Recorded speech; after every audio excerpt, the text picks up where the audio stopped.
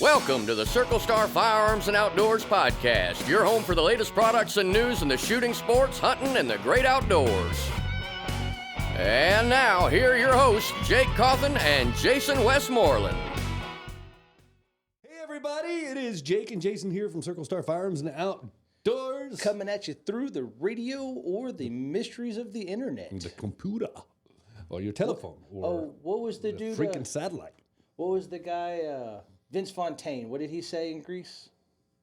Oh, he had during the whole. It was like where they're doing the time warp dance, and he's sitting there. He's got like a whole spill of how he's, does your parents know I'm coming into your room every night through KTTTV radio? It was something. It was borderline like pedophilic, but it was kind of funny. Cool. Come on, you know exactly. Have you heard the theory about Greece? Like Pompeii or? No. Grease, like the movie, like the. Jack, you told me because you are. It's changed. You are big into musicals. I am. I'm not gonna lie. I like a good musical. And what's not to love? A musical. There's song, there's dance. It's entertaining. It's a good time. Yep. Exactly. No, I dig it. See, I think a lot. I'm not shaming you. No, I had a roommate back in college that he's a. He was big into musicals too, and got you into musicals. Yeah, pretty much. He got me into opera. Did he went to Baylor University on a opera choir scholarship. I don't know, an operatic scholarship. Mm-hmm. Cool. And he was always in something. So it was me, my good buddy Sam, and this is Sam's brother Jared. Mm-hmm. And Jared was constantly in some sort of something. So we went. I fell in love with it. Cool. I like a good musical. But for y'all that don't know, if you're a Grease fan, like die hard, which I kind of don't imagine most of our clientele is, but if you are, turn the radio off. 'Cause I'm about to. It's changed the whole movie for me. It ruins it. So listen, Grease is nothing to do about a high school in the 50s. What it is, it's the last seconds on Earth of Sandy's mind as she's dying. So in the very beginning, Sandy... And just so y'all know, so don't get this too ruined, because Jake has one of these for like everything, every song. This is no BS. Oh, I love a conspiracy. He has one of these for every song and every movie. I think he spends way too much time on Reddit. That's 100% true. There's some good stuff on Reddit. All right, keep going. All right, so depress everybody. So John Travolta's character in Grease, what was his name? I'm not a big Grease. I don't know. This is why we need a laptop here on Google. Anyways, so I don't think our demographics that into Grease either. All right, but this is a good fan theory. Okay. So Sandy meets John Travolta's character. Come to me a second. On the beach where she was drowning, okay, and he saves her. And then she ends up going to high school, and that's where they meet up, and there's the whole story arc of how you remember Grease. But really what happened is that Sandy died on the beach that day. That's why if you watch the musical, Sandy being such a positive person, she was always the good side, on the bright side of life. She was very peppy and happy and spunky and all that. So that's why if you watch the movie as it goes along, it's her fantasy, her mind's creation of what the perfect senior year of high school would be. That's why everything wraps up so cleanly. The one girl, the beautician, she comes back to school and graduates. She's not a barber school, beauty school dropout. She graduates school. Rizzo, right? Is her pregnancy scare works out in her favor. She's not pregnant. They graduate. Grease Lightning wins the race that they really should have lost, but like the whole story ends up just perfect. And then at the very end, that's why as the car Grease Lightning flies away into the sky, that symbolizes her death and rising to heaven, and everything ends up so well. And there's actually a line in the end that references her death and ascension. So the story is nothing to do with high school, but 100% about Sandy's death. Cool. Well, hey, everybody. Thanks for... It's a good theory. If you're out there listening to this, before we get started, we're only 5 minutes in before we tell you thank you for listening to this episode. So we appreciate you guys. Everybody who's liking and subscribing. If you haven't done it, do it again. It's not the end of the show. This is the beginning. We just forgot to do it, which we do every episode. But we'll see. We'll get I it. started with the nonsense. That way, if they're still here, we really appreciate y'all sticking through my craziness. Yeah. So I'm going to start... I can't relate. But only thing I can compare it to on my level, which is maybe at best 8th grade boy, it sounds like when Kenny on South Park, there you go, wrote the Booger book and whatever it was called, and like the parents read way too much into it. Oh yeah, they're all throwing up and they're like, "It's beautiful." Oh, yeah. I'm pretty sure what they got there. Somebody Maybe. wrote a movie, and I mean, you can read anything in it, like. Yeah, no. Oh, I mean, but you get these all the time, right? Like Kiss in the 70s. You know, if you played the record backwards, it was a hailing Satan or something. Remember that? Like every good like hard rock album out of the 70s.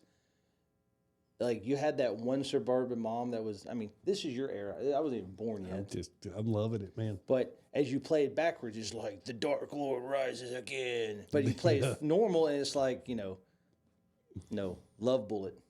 If you couldn't, like if Grease couldn't have been more effeminate and dramatic, you doubled down. I know. So. See, but if you've been in the store, you've heard my rant. Post-COVID, I now believe all conspiracy theories until they're proven wrong. Because during COVID and all the bullcrap that came with that, the government was like, hey, we got aliens. And the entire world was like, tell me something I don't know, and just moved on. Like, they came and said, hey, we've got UFOs. There's been, maybe been contact. Like, they started, like, admitting some of this stuff. And they're like, and the whole world's like, yeah, we don't give a crap about that. Open back up Chuck E. Cheese. I dig whatever in your coffee this morning, man. I love it. They're all coming after us. Oh, it's such a good time. Yeah. Yep. That's why I stay away from the internet, so I don't have those kind of intrusive thoughts at random periods throughout the day. 2:00 in the morning, you can't go to sleep. Just go to our conspiracy theories and Reddit, and it is a dark hole. Next thing you know, if it's 2 a.m. in the morning, I can't go to sleep. I'm gonna do something else. You got a full hat on. You got Faraday cages everywhere. You're like, they're communicating through the feelings in my teeth. I figure they got better shit to do than like look into my little life. Who was the? He was a talk show host. He was nuts. He lost a huge lawsuit. Alex Jones. He's so right now, as of last Wednesday, I think he has started. So he filed chapter. Oh yeah, because he lost 7 to where he's to Sandy. So he's liquidating now. So he has to liquidate all his assets, So I was listening. It's pretty unique what they did. It wasn't a judgment based on, I don't know how. We're supposed to be talking about suppressors.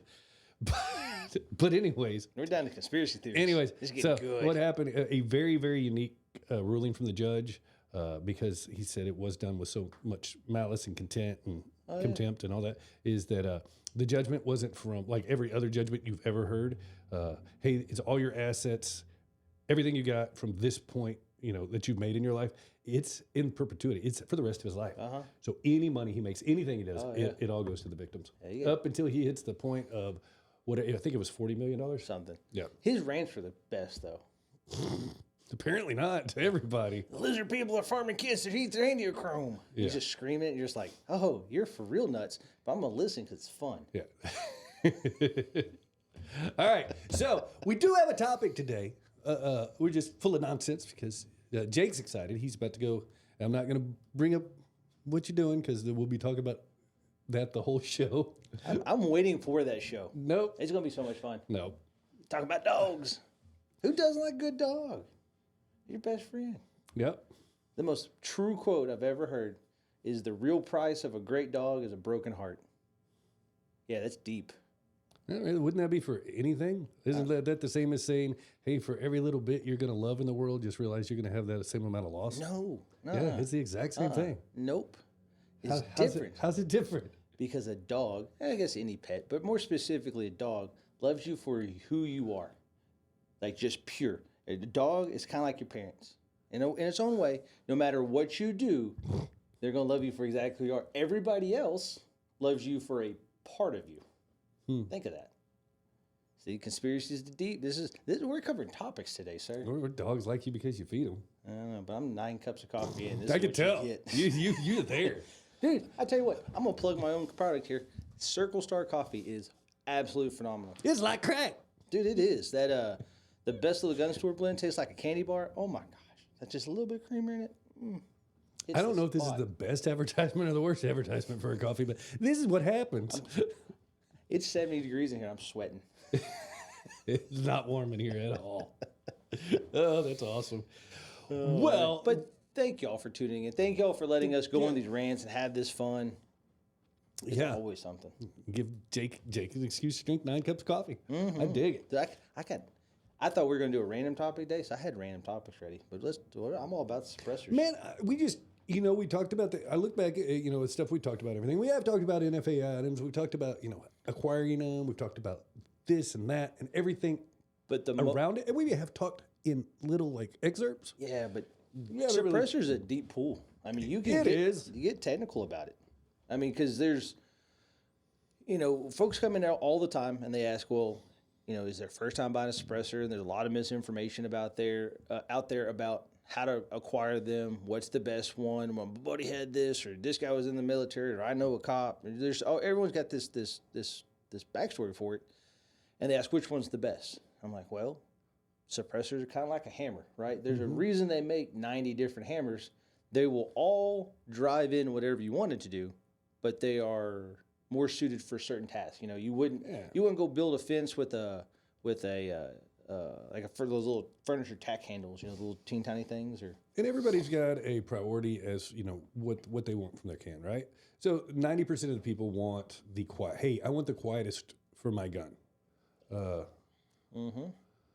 which is real common. But all right, are you going to dedicate it to that gun? Are you going to dedicate it to that round? Are you never going to put it on another gun? Because if you get something like a 30 caliber suppressor, you can normally use that on everything from like a 300 Win Mag, a 300 Remington Ultra Mag, down to almost, to the point of rimfire. We don't ever advise that you shoot rimfire through a regular rifle baffled can, but we'll tell you why in a minute. Yeah. But so most of your suppressors do suppress. We'll reduce that sound signature on the average 35 to 37 decibels. That's about what you get. You get from 123 to 135, 37 decibels, what a normal gunshot is.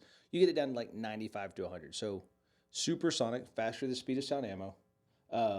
Still relatively loud, but within OSHA hearing safe specifications. Yeah. So you're trying to get it to where you don't have to wear hearing protection, where it's taking the directionality of the shot, it's reducing the recoil and all that. But most people were like, "Hey, how many suppressors do you have?" And a lot of people come in, and Jake, I hear him tell this all the time.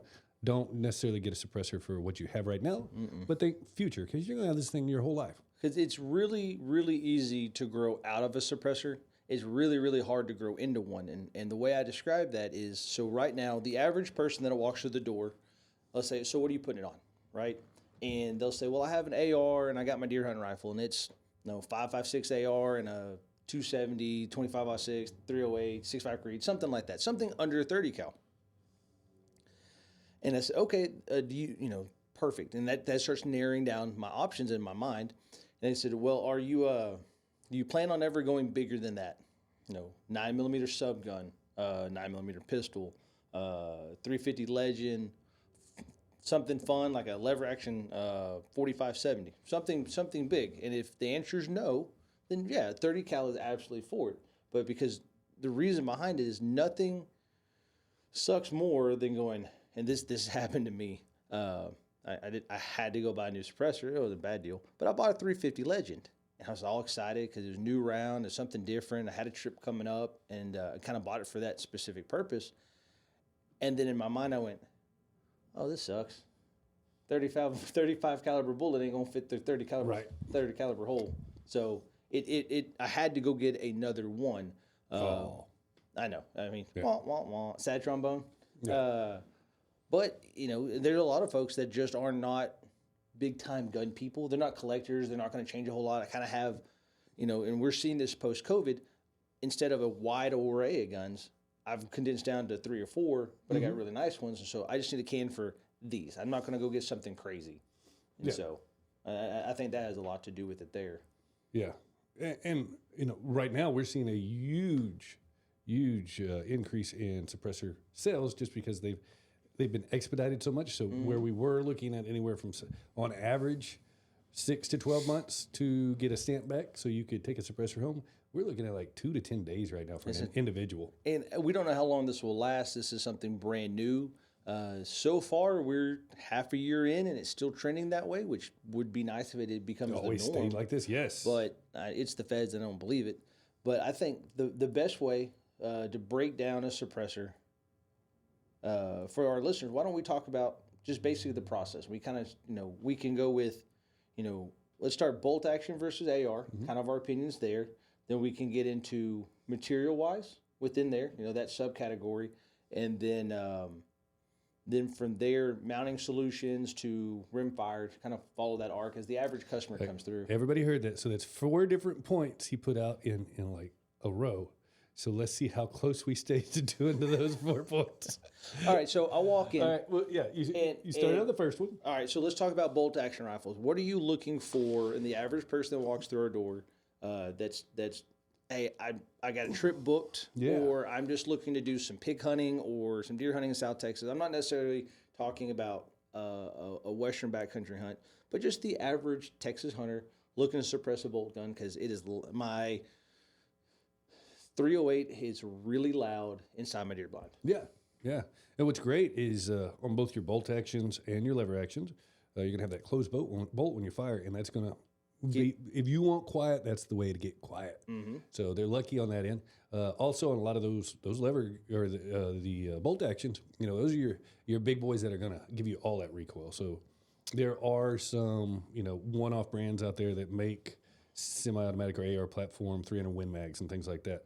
But for the most part, your big heavy hunting rounds and everything are going to be through a bolt. So those guys are looking for now if. You didn't say Western. So the Western guys are the guys who are typically looking for the lightest. Yeah, I can figure we picked that up in the material wise. Yeah. So but they're looking. So you're looking for durable, something that's going to last a lifetime, something that's going to make it hearing safe. And the majority of guys coming in aren't necessarily just doing it for themselves. They're doing it for their kids, their family. They don't want their kid to be deaf by the time they're 40. That's the big reason why I got into it. And that recoil dissipation. So and dependability. Something that's going to, hey, I'm having to go through all this trouble, all this process of doing it, which it's not that bad. We make it pretty easy. But if they're doing it, they, like, hey, just, in most of them just defer to our expertise. They're like, what do I get? And they don't need the most expensive can. Normally, I lean them towards Silencer Co's Omega 300 for a couple reasons. One is they are, I would say, the biggest and most established company out there. They've been around a long time. They offer a outstanding warranty, and their products don't tend to fail unless you do something silly to them. And I'm with you on there, especially on the Silencer Co. And I'll throw Dead Air into that same category. I love the Nomad 30s too. So if it's your first can or you don't anticipate buying a whole bunch, I tend to try to steer you towards the majors because I'm in this category. I have several cans from a company that's no longer in business. And so if I ever blow one up, have an issue, heck, I had to start making my own mounts because I just couldn't get anything for my new guns. I think it's the best idea. Your first rattle out of the box, stick with the major name because 5-10 years down the road, you have some sort of issue that they'll be there to take care of it. Whether it's fix a baffle from a baffle strike, you need a new mount for a rifle, anything that could happen that you'll be covered. If you already have several cans and you're looking to take you're willing to take the gamble on that newest and greatest mousetrap, there are some great companies out there. Because of this faster approval time, you're seeing more companies get in the suppressor game than ever before. And there's some great ones: Otter Creek Labs, Diligent Defense. I know there's a couple others that we get requested a lot. That they are making a phenomenal product. They're cutting edge on technology. They're cutting edge on material, on mounting solutions. Yeah, But so the there's a worry, couple big ones out there. yeah. But the worry is, even though their company may be 2, 3, 4 years old, will they be there in a decade? You never know what could happen to, like the company that I was talking about. They just end up getting sideways with a bunch of stuff and had to shut down. And we sold their products for years, very, very happy. It's very, very quiet can, it's very lightweight. But now you're just holding a very expensive paperweight, hoping that nothing ever happens. Yep. I mean, I still shoot the crap out of mine. If it blows up, I'll figure it We out. had some blow up. Yeah, So, and we figured it out. yeah. But it happens. But you don't want to have to go through that process. So, I want, either, like you said, a dead air, like a Nomad 30 or a Silencer Omega 300. Those are the Ford and Chevys that we always compare them to. Those are your kind of rock solid, been around a while. They're universally really tried, good. And very few problems. So, like, they're just all around great cans. So that's normally that guy. Hey, I'm hunting, not necessarily going to geek out, get into everything. I'm a Texas hunter. That's what I want. I'm going to go one of those two directions. Something that's durable, dependable, simple, performs well. Yep. I'm 100% on board with that one. I love them. I shoot them both. I've got them both, and so I don't think you go wrong either way. Okay. What if I come in and say, all right, well, not only do I have that bolt action 308, but I also got a Ruger S-FAR, or I have a AR-556 as well. So are you still trending the same direction? Yes and no. So you struck on something, about the longevity of companies and the dependability, the reassurance that they're probably going to be there because they've been around, they know how to run a company by this point. But there are some companies out that have come up with some really innovative stuff. It's not necessarily new; they just kind of perfected it, and that's going to be like the flow through technology, like a Huxworks. I know. Silencer Co. I'm sure Dead Areas. I'm not sure what. I don't know if they have one they're bound to have one on the way, but they haven't released it. Yeah, I don't think they have one out yet. But anyways, what they are is the way they're designed is so you got the crazy baffles, but they got like ports going through them all the way, and it allows the pressure or the gas when it's coming out the barrel to kind of dissipate, but go out the end. In such a way, in such a fashion where there's no first round pop, and you don't have to have an adjustable gas block. Yep, that's a biggie with semi-automatics. So I'm with you there. The flow through technology is really neat. It's innovative. It's something that we have not been able to do historically because of just manufacturing limitations. Yep, but a lot of these cans now, that because 3D printing and 3D printing of metal is a thing, is that they're able to create these unusual geometries inside a sealed can. Things that would never have been possible before. Because we had to come in with the tool and the CNC and cut it. Yeah. Now we're able to do some more of this exotic stuff on the inside. The downside, so the flow-through can, and he's 100% correct on that recommendation with it.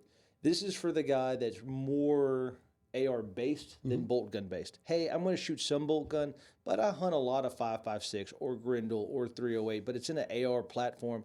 I don't want to go about throwing new buffers, new adjustable gas blocks. I don't want to tinker. I had this exact conversation like last Friday. The guy's like, hey, I don't want to do any. I love all my guns just the way they are. They're all ARs. He's like, I do not want to mess with them. I just want to put a can on them and go. And I was like, well, it's what you want. But to everything that is there's always a give and take, right? So the take out of it is a very well built, reliable, simple can for gas operated systems. The downside, there's always a take, is that they are a little more loud than a traditional like K or baffle style, and so you got to give a little to get a little. So if you're okay with just it's not a big notice. It's just, but if you're going to start metering and really breaking down like the teeny tiny differences, they will always meter just ever so slightly louder, but not enough. I've never shot one that I was like, oh my gosh, this is why did you even do this? It's always, I shoot one, I hit another one. I'm like, it's close enough that I 98% of the time I'm like, oh, that's just ammo difference. That round's a little faster, or it sounds a little different. Just makes a slightly different report. That's what I get out of it more than anything. Yep. So, and then spot on. So, in both these styles of suppressors, the bolt action will cross the AR, and the AR, the flow through style, will go to the bolt. They're not like they're exclusive, but it's we try to tailor a little more to their specific need. Just back to the whole hammer analogy, there's different tools for different needs. And so once we kind of figure out whether or not you're more of a bolt guy or more of an AR guy, and then we're also dealing within your budget, there's options from $700 to $1,500 that we're kind of pro and con them everything with you. Then you start getting into, okay, how are you hunting? Mm-hmm. Are you going to hike and walk around with it? In that case, we're going to start looking at lighter weight materials, and we'll talk about the pros and cons of that in a second. Or are you this more of a bench, deer blind window? I'm not going very far with it, so I can add some durability to it. Are you running is it a duty weapon? Is it 10.5-inch full auto? Yeah. How hard are you going to beat on it? Are you a mag dump kind of guy? You find that sounder and you're gonna keep pulling the trigger till it goes click, or is this I'm gonna go lay in a pasture, shoot 1,000 yards, and I'm one shot. All right, make some corrections, and then another shot, real slow. Mm-hmm. And so, for the guys that are either shooting slower, that are hiking or especially backcountry hunting with it, or people that are just like we do when we go pig hunt, we kind of just safari style it. We drive and walk and drive. That at the end of the night, that gun gets real heavy if you put some of these very heavy, these more robust cans. I'm not going to call them heavier; they're just more robust because of the material. We're going to try to steer you a little more to the titanium. The titanium is super light. They're very reliable. A lot of these cans are really, really quiet. The problem with it, even though titanium is a very strong and very lightweight material, they don't take the abuse like the stainless and the cobalt cans and the selenium cans.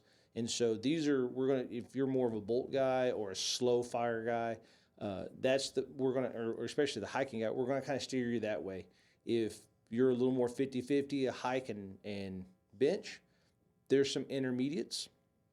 And then if you're saying, hey, I've got a full auto M16, or I'm a mag dump, I'm a binary trigger, I'm blow some ammo, then there are some dedicated cans that are really heavy, but you couldn't kill them if you tried.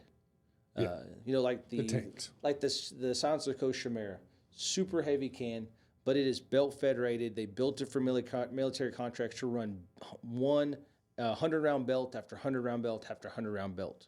Whereas, with the titanium can on an AR, they really recommend 10, 12 shots in a row, like rapid fire 5.56. Most of them, yeah.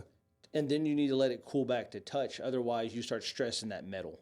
And so you really have to start thinking about your true hunting style or what you're playing with it. And this is why, when people come in and say, hey, I'm just going to buy one can, we all kind of chuckle because I like to joke.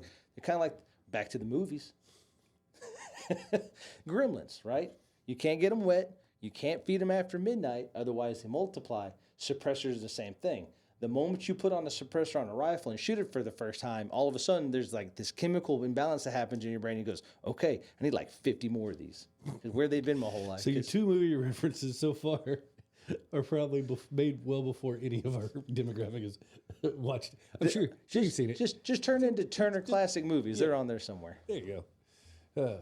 All right, so you got. I'm looking at your little. What was next? Materials. Materials? Yeah. Oh no, after materials. Are we still going on materials? I mean, that's really it as far as choices. And then a lot has to do with your barrel restrictions. That's when we start going down and okay, what guns do we have? What guns are on the horizon? And because some manufacturers they will come in and say, okay, these are your barrel restrictions. Maybe a 10-inch, 10.5-inch 5.56, an 8-inch 300 blackout, a 16-inch 308, and a 20-inch 300 Win Mag. That's actually the Omega 300 specs. I just happen to have that one memorized. Yeah. And so depending on what you own and how you're trying to do it, we'll start there. It's all about you and your specific need and your specific situation, and trying to fit what fits your need there. But we talk about, I got the whole the Gremlins reference, is quickly you'll realize, and this is what happened to me when I bought my first suppressor years before I ever got into the gun game, and I told my wife, I said, okay, I'm gonna buy one can. It's gonna do it all, right? And I bought a 30 cal can because, long story short, it was on a good deal at the time. And so I'm gonna buy one 30 cal can because I don't have anything bigger. This is at the time, and I can move it around. It's quick detach. It's perfect. And so we'd go out to the deer lease and we'd be driving around. And I had a mount on both guns, so I had an AR for close pig, and I had a bolt action for far pigs. Okay. And that was my theory, right? It was going great until I found my first sounder, because inevitably I had the suppressor on the wrong thing, right? I'd find close pigs with the suppressor on the bolt gun or far pigs on the AR, and I was constantly trying to take it off and trying to put it back on real fast, and it just never worked out. So I was like, screw this. I got to get a second one. And I did. And now I'm like 7 deep. But the point with that is, when we recommend the first one, it'll kind of cover the gamut of what you're doing. But that second and that third one, and there's kind of a typical order people buy these things. Mm-hmm. That's when you start getting a little more mission specific. Now I have one for my AR, and now I want a lightweight one for my bolt guns. And it's going to just live between those. And this one will live between these guns. And then you start kind of breaking it down. Yep. Or you get to where we're at, and I start buying suppressors for rifles because, moving them from gun to gun is not that much fun. It's not hard. No, but it's not fun. But it's cool just to be able to grab it. It's there, grab it. Go to the safe. Don't have to worry, hey, I got the right mount on and everything else. Now, your next suppressor, after your first one he's talking about, a lot of times, and I would almost recommend doing this first, but everybody's got, or doing it at the same time, would be a 22 can. You will have so much fun with a 22 suppressor. It'll blow your mind. Mm-hmm. Your kids, your family, everything, because it is the one that is, you can make movie quiet with subsonic rounds. Subsonic 22, like, it'll make you giggle every time. My 1022, all you hear is bolt slap. When I shoot my bolt action 22, shooting subsonic, there's nothing. There's literally nothing. It's just tink out on the target. That they're quiet, and it really is the one you're going to shoot the most, because if you really break down the average person who's a shooter, let's say you have some nice guns, and just for example, 6.5 Creedmoor, you're shooting $1 to $1.25 a round, 100 to 700 yards, or whatever you're doing. You're going to shoot it very, very little. You know what you're going to shoot a lot? That $40 brick of golden bullets. Oh, yeah. Because everyone's got a 10-22 or a little 22 pistol or something that when you're going to go to the range, that's what it's just the cost per trigger pull is so much lower, and they're so much fun. And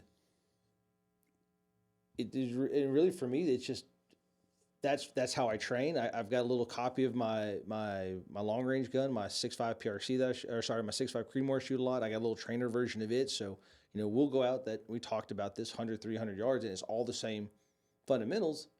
Even though I live in the country, I make absolutely no noise. Yeah. Well, a lot of guys too, depending on where you live, even if you live like in a subdivision or close to, you're adjacent to subdivisions and stuff, you don't necessarily have pigs running in your backyard or any of that. But, everybody has raccoons getting in the trash, squirrels tearing up the bird feeder, stuff like that. That's where the 22 just dominates. I've got this. This is a real story. It was, I don't know, probably a year or two ago or now. That is based on true events or real true events? Oh, it's real true events.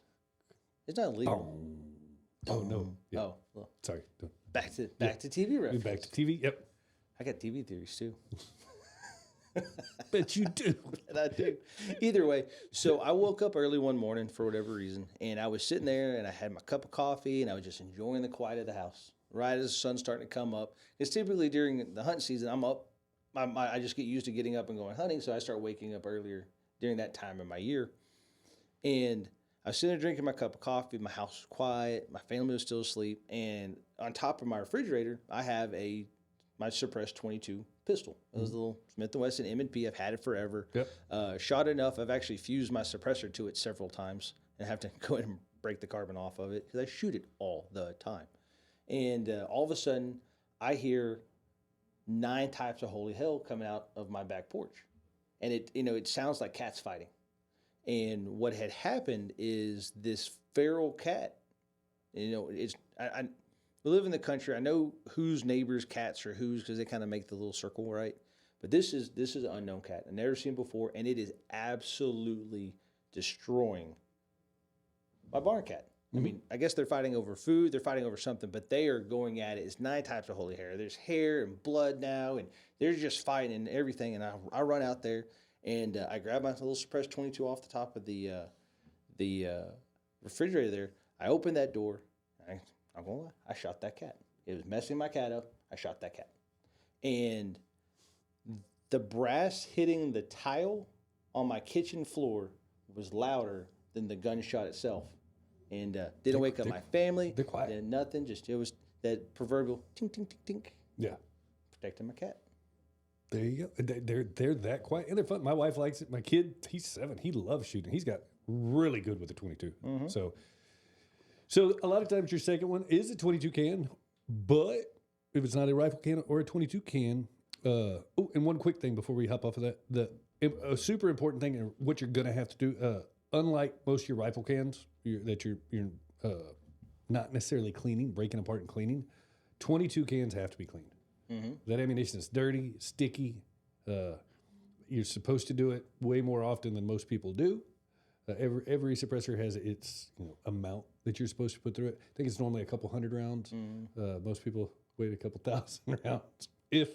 But I just shoot it till it stops working. But you do need what makes that a lot, and that would be the direction I normally steer people to, is monocore baffles. Mm-hmm. Monocore baffles is one baffle that just got everything interweaved into it, and it's a lot easier to clean than stacked baffles. Reason being, when those stacked baffles get the carbon all locked in between them, they're a nightmare. I found a product the other day. I don't know how I got there, but it was a Reddit. No, it wasn't. This one was Reddit. I think this was Facebook, one of my NFA pages. But they were talking about cleaning 22 suppressors and how big of pain it is because, guys out there, they soak them in solvent and then they got the little wire wheel on a Dremel and they're trying to do all, try to keep it clean. It's a nightmare. Because you can never get them perfect. There's always some angle you can't get to or you hit your finger or something. But I'm going to order some. I'm going to see if our vendors have it. But if not, I'm going to figure out how to order direct. But Brake Clean is now making a solvent, a chemical. It's probably not that cheap, but it is some sort of solvent that it was YouTube. This is where it was. That guy took a just destroyed 22 can. Probably my can. Probably. But he put it in a vise, drove all the baffles out, had to punch them out because they were all stuck in there. And I mean, just grody, and put it in a bucket with this brake clean salt, and then it came out just sparkling brand new. Just broke it down, no wire wheel, no brushing or nothing, just completely ate all the carbon off of it. And if the video wasn't altered, no selective editing. No, if it's on the internet, it's got to be true. That's where my theories come from, sir. I read about it on the internet. What's funny is to watch you evolve over the years, because at first you're like, all these people are crazy with their conspiracies. I don't know what's wrong with them. The government said they were aliens, and I got to believe And now you're keeping notebooks with lines, putting all your conspiracies together. I'm like that meme you see the guy from Sunny in Philadelphia, just got cigarette in the lines. Yeah. This is how it all goes together. But he's 100% right. Where a sealed centerfire can is relatively clean. I'm gonna use big air quotes for relatively because they do get dirty. But you want your centerfire cans to get dirty. And I've got friends that've got rental ranges that have suppressors with over 250,000 documented rounds through them, and they're still rock and rolling just fine. It's about a little bit of maintenance, but most of them they're like, hey, we just swap them can to can and make sure that there's a hole through the middle, and we shoot them until they get loud again. But the 22s you have to maintain. And when we say 22 cans, we're not meaning just 22 long rifle. Most of your rimfire cans will be multi-cal rated. They'll be 17 HMR, 22 long rifle. Let's see, 22 long rifle, 17 HMR, 22 mag, and 5.7 by 28, which kind of opens up, a cool little door with the little LC carbines and the Ruger pistols and stuff. So you can super quiet, but a lot of energy on target. Yeah. I've got a pig gun that's a 5.7 by 28 that I've got a 22 can on that does all kinds of work. Mm-hmm. Then the other can that people will decide they need, because as he said, you're gonna decide that, hey, shooting loud sucks, will be your pistol can.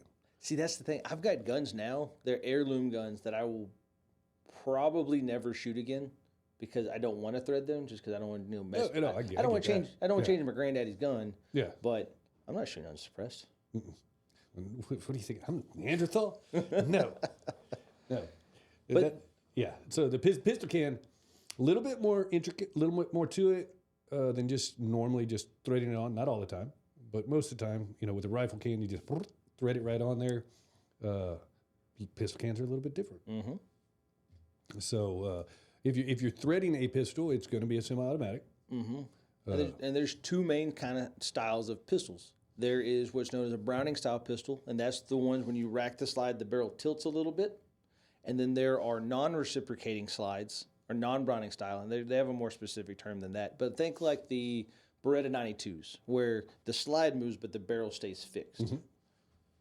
Yep. So in order to get the amount of boost and everything you need to actually make that slide function, there are tools. What do we call it? A piston. Mm-hmm. That Nielsen device, more Yep. specific. Hey, there you go. That we will put in there, $5 and words. that is going to make the slide, the action actually. So eject and load another round in, Mm-hmm. and not overly complicated, but it is a little bit different than your rifle can, having to do that to make sure that it's going to cycle. But good Lord, pistol cans are fun. Mm-hmm. They are a little longer. Mm-hmm. You're probably not going to fit. It's going to be hard to find a holster. You can. There are holster options. There are. It's just going to be a little longer. You're going to do a little longer draw. But God, they're fun, especially at the range. So much fun. A lot of your pistols are close to subsonic or already subsonic, like the 45. Yep. So ammo price is not that expensive. They will also cross over to your subguns, so you get like a sub 2000 or an MP5 or something along those lines. They'll work there. And a lot of them will work on subsonic rounds through rifles. Mm-hmm. Like 300 blackout. 300 blackout. It's such a low pressure. The pressures of it's about the same as a 115 grain 9, so that's why you can run those as well. Yeah, and yeah, like you said, a lot of your pistol rounds are already subsonic. Yeah, like a lever action 357, super cool. And a lot of them are coming threaded now, so you can go ahead and throw that 9mm can or that 45 can on your lever action and have be Space Cowboy. 45 Colt, 44 Special. There's a ton of them out there. They're just, Especially in the lever gun side. oh my God. And quiet, like we were talking about earlier, lever guns and bolt action are by far the most quiet. These are crazy quiet. Mm-hmm. I guess You wouldn't have the range, but a lever action suppressed 45 Colt would be a doe's worst nightmare in South Texas. we have one downstairs, that integrally suppressed one. That thing, 80 yards and in, 100 yards and in is ridiculous. It's click quiet. Yeah, it is. Best way to describe it. It is. You're probably, unless you just get the perfect shot, not going to dump a 200-pound pig, but you'll know when you hit him. Mm-hmm.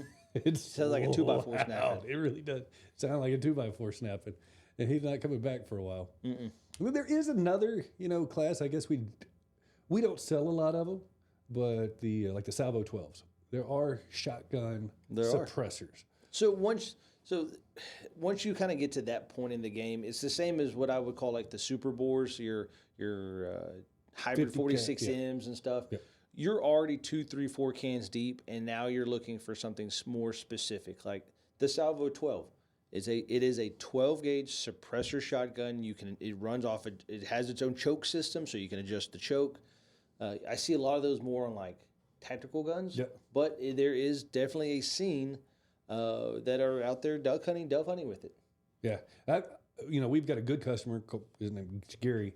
He took 2 Remington TAC 13s, which are semi-automatic, very short shotguns, and he put those on there, and they're cool. They're next level cool. Fostech made the Echo, and it had a big drum. It still is the world's fastest shotgun ever made, as far as just the cyclic action of it. And we got a good customer that's got a salvo on it, because it, the handguard's kind of rectangular, so it nests in it. Oh, it looks sick. Now, he said the 45 long Colt that we have that's integrally suppressed would be great for, shooting does in South Texas or stuff like that.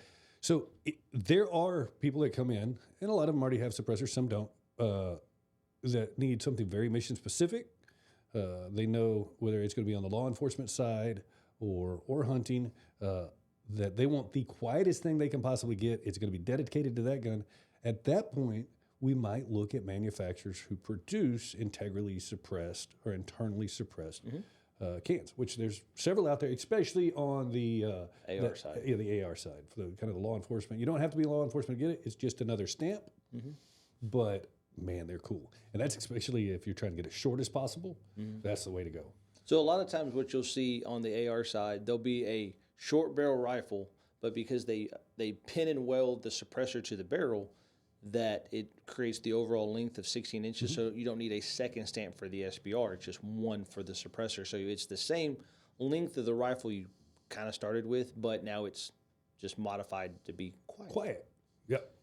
Or if you want to go short, even with the can, you can do a two stamper, which is everybody's favorite. That's what I do. yeah, that's my favorite. Yep. But you're way down the rabbit hole, though. Oh, yeah. I decided after last weekend I need a destructive device in my life. I need a 40 millimeter. God, that I was laughing about it because guy had some of the, let's just call them the spicy rounds. They had a little pop to them. That it'd be one thing to be. Can you imagine being a burglar and you come through my front door? It'd be one thing to get shot by my 9. You don't ever get shot. But imagine taking a 40 millimeter to the chest at close range. No, I can't. What? Yeah, all of us, most people are afraid of that shotgun rack. Now can you just imagine that the little boom when you load that round in? Because it makes a very unique sound. And when you're pushing a 1.5 pound projectile that is 40 millimeters, so almost 2 inches in diameter. It's a lot. It's fun. They're not overly loud, too, out of the... No. They're surprisingly quiet. Absolutely. So we went over, let's see, what did we cover? We covered all the materials. We covered... I think that's just about everything. Other than getting them's easy. Here's the... really? Yeah. Come in here. That's what I was going to say. The last topic we really need to cover. If it doesn't matter if you have tin cans... Why do you have tin cans? I thought we were talking titanium and...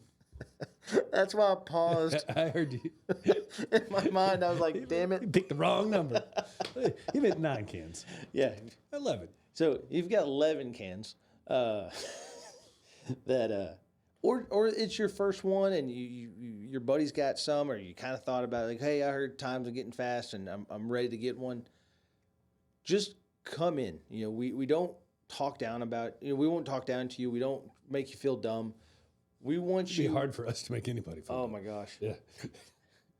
Catch Jake in the morning before like noon, and when he's on like his 9th cup of coffee, and you'll get all this in its glory. Yeah.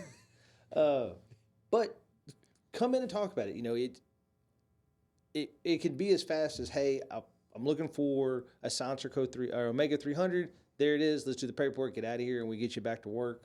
Or if you have time, let's sit down and talk about it. Okay, these are my guns. This is what I kind of have on the horizon, what I think I'd like to get, or, on my wish list. Or, in 2 years, I really hope to draw that trophy elk tag, wherever, and okay, I'm just trying to get my ducks in a row already. I'm planning ahead.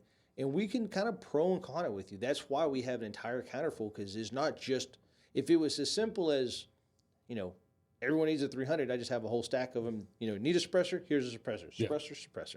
But it's so specific, and it comes down to mounting solution preferences or style or material style, or maybe you had a bad experience with the brand or a buddy of yours did, so you don't like these guys, but you like these guys, and and we do carry. We don't always just overly promote it because of the issues we've had in the past with newer companies going out of business and stuff, but we still do carry the latest and greatest. We've got them, and when they get out there and the reviews on them are phenomenal, and we're having customers tell us, hey, these cans are great, we carry that product. I mean, Diligent Defense is the perfect example of it. They are a newer company. I think they're 3-4 years old now. Okay. I could be off on that. So Diligent, don't call and yell at me. But they're 100% titanium can. They're a stack baffle system. It's and what I was really concerned, just because of history with another company over titanium cans, and I asked all the questions that I knew right. How are you enveloping it when you mark it? How are you enveloping it when you weld in the baffle stack? Because titanium, if you don't do a good job, can suck in hydrogen from the atmosphere and get hydrogen embrittlement, and you can get weak spots in your weld. But the way they're doing it, and the laser welding it, and the way they shield and everything, they're checking every box of doing it the right way the first time. And the nice thing about them, they're hub compatible, and there is some industry standardization happening out there. So mounting solutions, thank God, are starting to kind of interchange across the manufacturers, as long as they're running that hub thread pitch. It's like 1375 by 24 or something like that. And as long as it's hub compatible, you don't have to start worrying about, well, I have a bunch of silencer coke cans, but I want this dead air, or I have dead air and I want this Diligent. They're all kind of working within the same solutions now, so it's nice that you can kind of change some stuff up. But back to Diligent, they're making a really, really quiet can. The L is the quietest suppressor that Pew Science has ever metered on their YouTube channel, and they're pretty popular. They're a pretty dang good channel if you ever want to watch something and really kind of get into the technical specs of stuff. But the best part for them is right now, while they're growing fast, but they call it their no BS warranty. When they gave us a can to try years ago, and he said, "I dare you to break it." And I was like, "Well, no, I'm on the spectrum, dude. Don't challenge me with the good time." He's like, "I don't care if you put on a belt fed. I don't care what you do.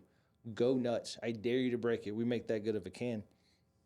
And we tried. We turned that titanium can different colors. We did everything we could besides send too big a round through it. And it took everything. It's still rocking and rolling, and because of that, we love their cans. Yeah. But it's not the right one for you or your situation, and so that's what we keep saying is just come in, chat with us. We're going to put your best interest. We're going to take your best interest at heart and say, hey, this can. And people have asked. He goes, why didn't you recommend that can? I'm like, well, it doesn't fit your need. Here's why this can could fit your need, but it doesn't. Let's talk over here because this is exactly what you're doing. And, and I had one guy goes, well, this can's cheaper than that can. I said, I know. Yeah. He's like, why didn't you recommend the expensive can? I'm like, well, you don't need it. You're paying for stuff that you'll never use. Save the money, get this one.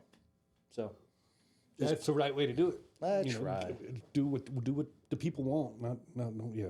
Because otherwise, selling them something they don't need is going to make you guys not want to come back. So we don't do that. Exactly. So guys, appreciate you listening to us about suppressors, and more specifically, thank you for continuing to listen past my my introduction. No, they didn't. There's there's got to be one left. Maybe they're still like wrapping their. If you ever get in, you want some good conspiracy theories on movies or I just hope on songs. I hope this YouTube upload just gets like every grease. Like, I want hate underneath it. It's gonna be good.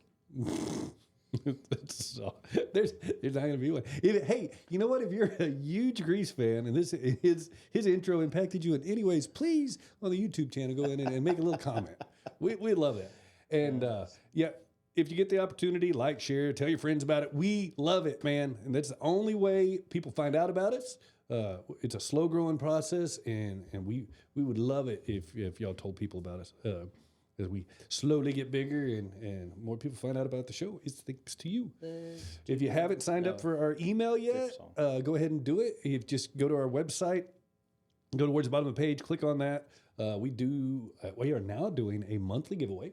Of a pretty dang cool prizes. They're not like the cheap stuff. We're doing a monthly, and the way you get that is by just going and all you have to do is invite a friend to like our page on there. And next month is a date with Jason. Ooh, yeah, now, that might be 2 months combined there. I want to go on a date with somebody. Heck yeah, we go shooting. I'm down with that. Always a good time. Awesome, guys. Thank y'all so much again for listening. We will see you soon. We'll be back in 4 or 5 days with another one of these. Oh, the next one's going to be great. Y'all going to have fun. I'm excited about the next one.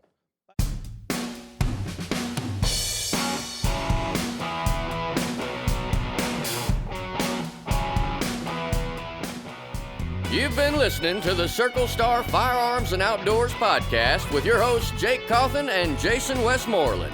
Be sure and subscribe so you don't miss any episodes. New episodes drop every Monday, and catch up in between episodes on the Circle Star Minute every Friday. For more information, visit CircleStarFirearms.com, or better yet, come see our great new store at 6320 Highway 90 in Anderson, Texas. Until next time, safe shooting, folks.